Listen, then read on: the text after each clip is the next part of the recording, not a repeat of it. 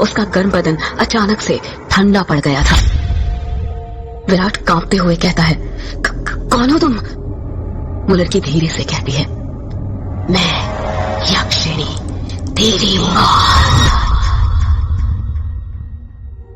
ये सुनकर विराट के रोंगटे खड़े हो जाते हैं और वो झट से उससे दूर हटने लगता है। पर उसी वक्त यक्षिणी उसे अपने दोनों हाथों से पकड़ लेती है और कहती है, अभी कहाँ जा रहे हो प्रियतम?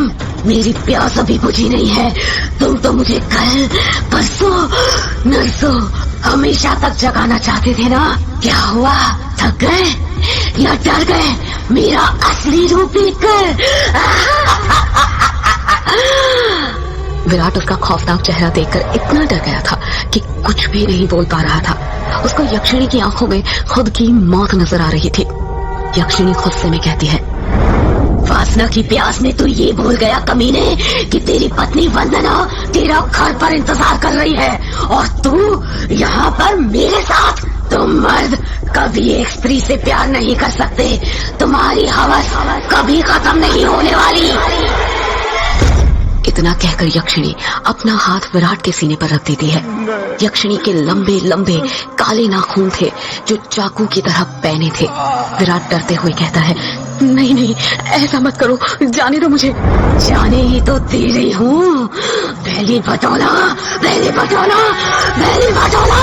इतना कहकर यक्षिणी अपना हाथ विराट के सीने के अंदर घुसा देती है और उसी वक्त जोर से काले बादल गरजने लगते हैं और बारिश होने लग जाती है। विराट के शरीर का खून नाखूनों के सहारे यक्षिणी के शरीर में जाने लग जाता है। जैसे जैसे खून यक्षिणी के शरीर के अंदर जा रहा था, वो वापस से जवान होते जा रही थी। यक्षिणी वापस से अपने पुराने रूप में आ गई थी और विराट का शरीर सूखकर सफेद पड़ गया था। उसके अंदर खून की एक बूंद तक नहीं थी, पर उसकी धड़कनें अब भी चल रही थी। यक्षिणी अपना मुंह विराट के कान के पास ले जाती है और फुसफुसाते हुए कहती है, राम नो राम रो, राम नो राम नो, राम नो राम रो। इतना कहकर यक्षिणी अपना खून से सना हाथ विराट के सीने से बाहर निकालने लग जाती है। जैसे ही यक्षिणी अपना हाथ विराट के सीने से बाहर निकालती है, विराट अपना दम तोड़ देता है, क्योंकि यक्षिणी के हाथ में विराट का दिल था जो सिकुड़ चुका था। अगले ही पहल यक्षिणी विराट का दिल लेकर गायब हो जाती है, ठीक उस तरह जिस तरह बारिश की बूंदें होती है।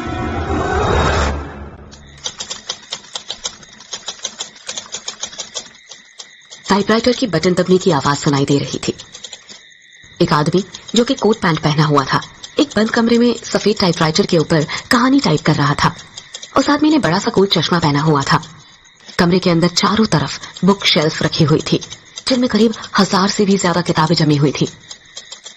टेबल के ऊपर ही एक एश ट्रे थी, जिसमें कुछ आधी जली तो कुछ पूरी जली सिगरेट और ऐश रखी हुई थी। लेखक खुद से कहता है, चलो ये भाग तो पूरा हुआ। अब दूसरे भाग में वंदना अपने पति की मौत का बदला लेगी, साथ में यक्षिणी के अभिशाप का पता भी लगाएगी और उसे ना इस अभिशाप से मुक्ति दिलाएगी। रीडर्स को बहुत दुख होगा विराट की मौत से, पर क्या करे, मौत होगी तभी तो हॉरर कहानी आगे बढ़ेगी ना। इतना कहकर लेखक एक सिगरेट जलाता है और उसके कश खींचते हुए अपने मोबाइल से किसी को फोन करने लग जाता है।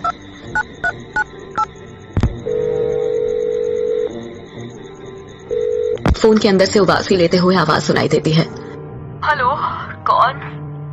हेलो जगदीश, वो मैं बोल रहा था कि कहानी तैयार हो गई है। अच्छा सर, आप हैं? क्या कहा आपने?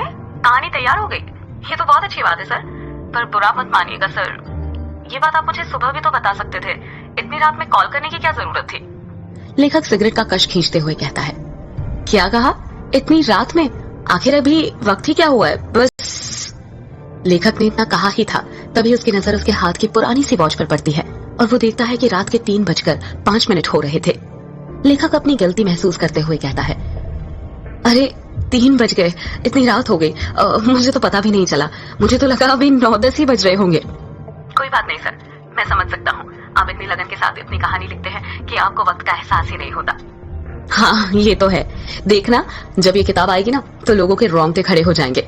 रात भर जाग कर ये कहानी लिखी है मैंने। वो तो होनी ही है सर, आखिर जान होती है, इतनी जान की सोए हुए मुर्दों को भी जगा दे। और उनको भी कहानी सुनने के लिए मजबूर कर दे। वैसे अभी जो कहानी आपने लिखी है उसका नाम क्या है? इस कहानी का नाम है यक्षिणी एक डायन। मोबाइल के अंदर से हैरानी के साथ आवाज सुनाई देती है। क्या कहा सर? यक्षिणी? हाँ, यक्षिणी। क्या हुआ, तुम इतना शॉक्ड क्यों लग रहे हो? सर, मैंने सुना है ये जो यक्षिणी है ये आपके गांव के पास जो किश्नोई नदी है वहां पर घूमा करती है और मर्दों के साथ वो सब यानी वही सब करके उन्हें मार देती है। हाँ तो सर, आपको डर नहीं लगता जिस गांव में यक्षिणी घूमती है वहीं पर रहकर उसके बारे में कहानी लिखकर अगर यक्षिणी ने आपको कुछ कर दिया तो? जगदीश, यक्षिणी इतनी बुरी नहीं होती जितना गांव के लोग और तुम सब समझते हो। मतलब ये कि यक्षिणियां बहुत अच्छी होती है, इतनी अच्छी कि दूसरों की खुशी के लिए अपना सब कुछ कुर्बान करने के लिए तैयार हो जाए। पर कभी कभी जिंदगी में कुछ ऐसी घटना घटती है कि आपकी पूरी जिंदगी बदल जाती है। कैसी घटना सर? मैं कुछ समझा नहीं। पौराणिक मान्यताओं के अनुसार हमारे ब्रह्मांड में अनेक लोक हैं, जिसमें देवी देवताओं, सुर असुर, राक्षसों का वास होता है। इन सभी लोगों की दूरी पृथ्वी से अलग अलग है। कहा जाता है कि इन सभी लोकों में विष्णु लोक सबसे ऊपर है और सबसे निचला लोक यक्ष यक्षिणियों और अप्सराओं का है, जो पृथ्वी से सबसे नजदीक है। जो लोक पृथ्वी के सबसे नजदीक है, उस लोक के देवी देवताओं की पूजा करने से वो देवी देवता जल्दी प्रसन्न होते हैं। जगदीश बीच में ही बोल पड़ता है। ऐसा क्यों सर? उस लोक के देवी देवता जल्दी प्रसन्न क्यों होते हैं? क्योंकि लगातार ठीक दिशा और समय पर किसी मंत्र की साधना करने से उन देवी देवताओं तक तरंगे जल्दी पहुंचती है। यक्ष यक्षिणियों के लोक में से ही एक यक्षिणी द्वापर युग के अंत में पृथ्वी पर आई थी, जिसको एक अभिशाप मिला था। एक ऐसा अभिशाप जिसने उसकी जिंदगी बदल दी थी। कैसा अभिशाप सर? आप किस अभिशाप की बात कर रहे हैं? और उसे ये अभिशाप किसने दिया था? एक दूसरे लोक से पृथ्वी लोक पर आई यक्षिणी को एक अभिशाप मिला था। आखिर क्या था वो अभिशाप और किसने दिया था? जानने के लिए सुनते रहिए।